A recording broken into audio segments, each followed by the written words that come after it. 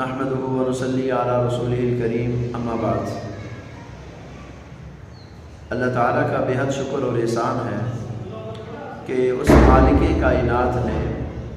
انسان کو اشرف المخلوقات بنایا ہے، اور یہ انسان جو دنیا میں آ کر کے زندگی گزارتا ہے تو اس کی زندگی اعمال کے ساتھ جڑی ہوئی ہے۔ عمل سے زندگی بنتی ہے، جنت بھی جہنم بھی، کہ انسان پیدائش سے لے کر وفات تک کسی نہ کسی عمل میں مصروف رہتا ہے۔ اب انسان کو چاہیے خیر کے اعمال کرے اور شر کے اعمال سے بچے۔ جب انسان خیر کے اعمال کرے گا تو دنیا بھی اچھی ہوگی، آخرت بھی اچھی ہوگی۔ اگر انسان خیر کے اعمال کو چھوڑ دے گا اور شر کے اعمال کو پکڑ لے گا، پھر دنیا بھی برباد ہوگی اور آخرت بھی برباد ہوگی۔ لیکن جو بھی انسان خیر کا عمل کرے، اس خیر کے عمل کے کرنے میں نیت کو درست رکھیں، کیونکہ نیت کا درست ہونا اس عمل کے اجر و ثواب میں زیادتی کا باعث بن جاتا ہے۔ تعلیم حاصل کرنے والا کیا نیت رکھے؟ تو لہٰذا تعلیم حاصل کرنے والے کو بھی چاہیے کہ وہ یہ نیت رکھے کہ یا باری تعالیٰ، میں تجھے راضی کرنے کے لیے تعلیم حاصل کر رہا ہوں، میں تجھے راضی کرنے کے لیے یہ کتابیں پڑھ رہا ہوں، یہ علم حاصل کر رہا ہوں۔ اگرچہ وہ علم حاصل کرنے والا وہ دین کا علم حاصل کر رہا ہو یا دنیاوی علوم و فنون کو سیکھ رہا ہو، لیکن نیت صرف اللہ تعالیٰ کی رضا ہونی چاہیے،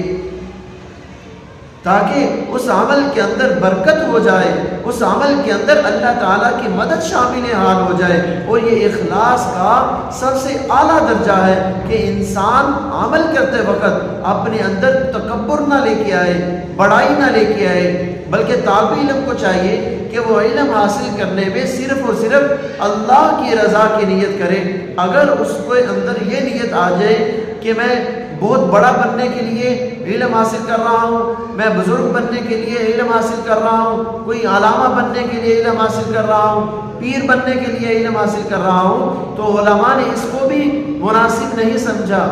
کہ ایسی نیت نہیں ہونی چاہیے۔ بعضوں نے لکھا ہے کہ ایسی نیت کرنا یہ تکبر میں شامل ہے، کیونکہ اخلاص کے بھی درجے بیان کیے گئے ہیں۔ سب سے کم درجہ یہ ہے کہ انسان اس نیت سے نیکی کرے اور گناہوں سے بچے کہ وہ اللہ تعالیٰ کے عذاب سے بچ جائے۔ اللہ تعالیٰ کے عذاب سے بچنے کے لیے نیکی کرنا، گناہوں سے بچنا سب سے ادنا درجہ ہے اخلاص کا۔ اور اخلاص کا دوسرا درجہ جو پہلے درجے سے بڑا ہوا ہے وہ یہ کہ انسان جنت کو حاصل کرنے کے لیے نیکی کرے اور گناہوں سے بچے، یہ پہلے درجے سے بڑا ہوا ہے۔ اور اخلاص کا تیسرا درجہ جو پہلے دونوں درجوں سے بڑا ہوا ہے وہ یہ کہ انسان اس لیے نیکی کرے اور گناہوں سے بچے کہ وہ اللہ تعالیٰ کی رضا کو حاصل کر لے۔ اللہ تعالیٰ کی رضا کو حاصل کرنے کے لیے نیکی کرنا اور گناہوں سے بچنا یہ اخلاص کا تیسرا درجہ ہے جو پہلے دونوں درجوں سے بڑا ہوا ہے۔ اور اخلاص کا چوتھا درجہ یہ ہے کہ انسان اس لیے نیکی کرے اور گناہوں سے بچے کہ میں جنت کو حاصل کر لوں، کیونکہ جنت اللہ تعالیٰ کی رضا کا ذریعہ ہے۔ اب اس کے اندر دو نیتیں شامل ہو جاتی ہیں، ایک جنت کا حاصل کرنا اور دوسرے نمبر پر اللہ تعالیٰ کی رضا کا طالب بننا۔ یہ پہلے تینوں درجوں سے یہ چوتھا درجہ بڑا ہوا ہے۔ اور اخلاص کا پانچواں درجہ یہ ہے کہ انسان یہ نیت کرے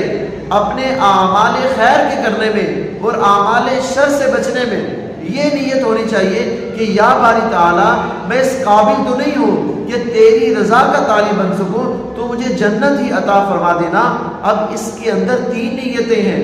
ایک یہ کہ انسان جنت کو مانگ رہا ہے اللہ تعالیٰ سے، دوسرے نمبر پر اللہ تعالیٰ سے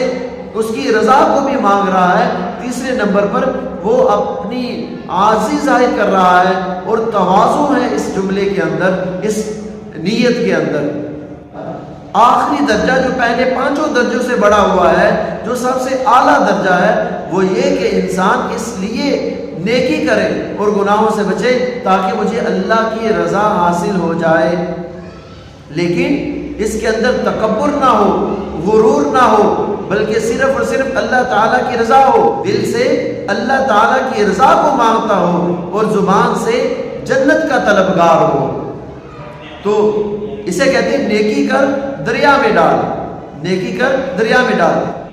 تو لہٰذا